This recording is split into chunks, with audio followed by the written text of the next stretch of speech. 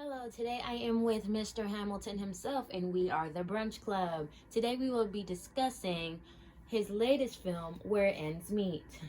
Hello, Mr. Hamilton. My first question today for you is, how does your product use or challenge conventions, and how does it represent social groups or issues? First, I would like to start off by saying I believe the film provokes emotion. It explores real life scenarios with relatable characters and their environment. The two main characters are both African American females, and they're struggling with health. You don't really see a lot of that in film, especially for the African American community. It's hard, grieving and dealing with illness and loss, especially amongst young girls.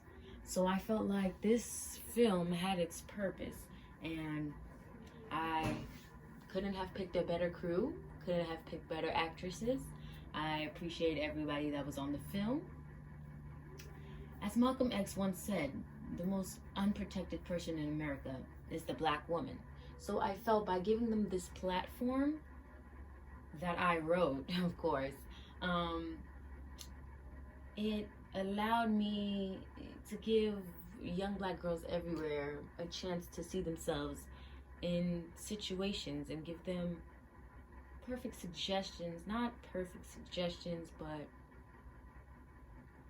a guideline to follow when they don't know where to go and how to grieve and how to deal with things. Because in the film, our character realizes her friend is sick, not for the first time, but the second time.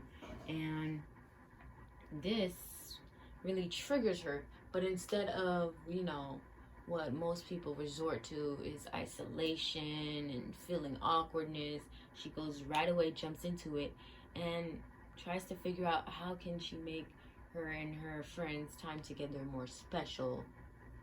And I really believe that is amazing. That kind of platonic love is not shown a lot. Friendships especially. Okay, Mr. Hamilton, thank you.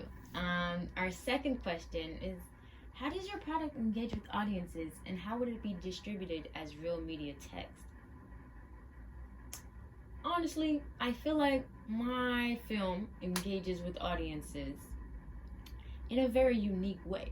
It uses unconventional actresses. They don't come in the sizes that you usually would see on TV, size zeros and whatnot. They're black, they have acne, they're just your average teenage girls, and I feel like that played a detrimental role in this film. As I would say, going about it, distributing my film as real media text, I would probably market it on social media apps to Gen Z especially, because that is my target audience. So apps like TikTok, Instagram, Twitter, even Facebook, Quibi, those kinds of platforms I would use for marketing, because my target audience spends majority of their time on there. Not limiting it to just social media, but probably run an advertisement or promote it on YouTube, YouTube ads, because there are a lot of ways to promote media these days, and paid promotions are a thing. So that's how I would go about it, finding local celebrities, paying for promotions, speaking about my film, paying for reviews. Well, not paying for reviews, but getting people to view my content and, put it on their blogs. Social media is a detrimental key in this generation. You are absolutely right. I believe social media is a detrimental key in this generation, especially Gen Z. How did your production skills develop throughout this project? My familiarity with the camera helped a lot. earlier on this year, we made another film, a short music video. And at first we were struggling with the equipment we used, but we got familiar with it, and it helped in this production of the opening sequence a lot. It really helped. My makeup artist, Idleen Ultima, she did her thing, you know. Not much to say about that. The lighting, we went to film, we started filming around, I want to say 3 p.m. when the sun was out, so we could get very great lighting and nice shots. We didn't want it too hot for the actresses and crew. We took several retakes, and I realized throughout this project that retakes aren't a bad thing. You want to perfect your craft so you don't have so you're not left with something you're unsatisfied with. Another great production skill is not waiting until the last minute. A lot of people don't talk about that, but being punctual is a production skill I believe everybody should have. It's an unwritten rule, I believe. Like I was saying before, the different angles and the familiarity with the camera, the different angles really provokes certain kinds of emotions, especially in this genre we're working with, drama. I believe that angles from above really create that kind of dramatic environment, and it was the kind of ambiance I was looking for. Moving on to our next question, our next and final question. How did you integrate technologies in this project? Technologies I integrated in this project would have to be the blogging site I use to keep track of, you know, production research, genre research, title research. Yeah, my blogs were especially helpful. They helped me keep track of production days and, you know, mishaps, so why we couldn't film this day, so I wasn't really upset about not being able to film on certain days, because I wrote it down, I remembered, and I realized why we chose this certain day, because this and this and this happened. And I really benefited from using blogs. It was extremely helpful. Editing software, that's another technology that I used.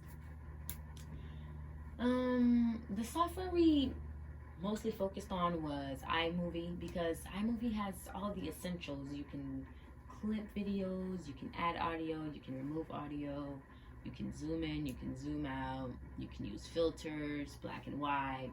We didn't really go about using filters. I think in one of the scenes when the character collapses to the ground, we wanted to show the dramatics of it, so we used a filter.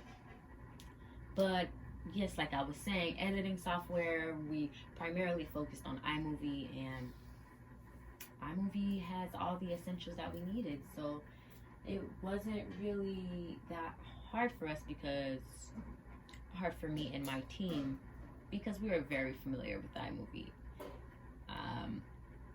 It's a great app. I very much recommend. Integrating technologies in this project.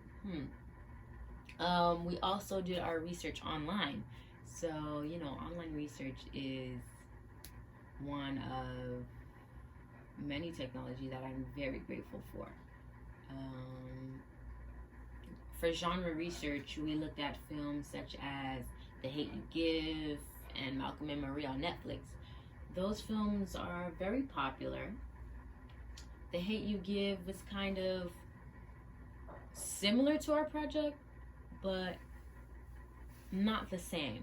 The Hate U Give focuses on loss and tragedy, but also involves police brutality and the struggles of African Americans. while Where Ends Meet focuses on loss and tragedy, but also highlights the importance of friendship. Not to say that The Hate You Give does not highlight the importance of friendship, because it actually does. So those two films have more in common than I thought. But Where Ends Meet highlights losing a loved one to uncontrollable circumstances, health. And that's really something no one could have suspected, they couldn't have prevented. And I honestly think that researching The Hate You Give gave us a fresh perspective on loss and tragedy, and that played a crucial role in our movie. While Malcolm and Marie focused on the ambiance of drama, it had black and white filters, the panning motions, all the different angles. It was just a cluster of emotions, and that's what we wanted to capture in our film. For title research, we had to look at opening sequences so we can get familiar with what we were trying to recreate, in a sense. We researched titles like Juno, Little Women, Casino, and we found them on this website, Watch the Titles. That website was amazing. Like, we couldn't have done it without that website. It really gave us a clear understanding of what an opening sequence actually is. And I think this is about it for the interview. Mr. Hamilton, it was nice having you here. You answered all of our questions amazingly. I am so excited to hear about your film, Where Ends Meet, and hopefully we can go watch it together. Thank you. Thank you so much.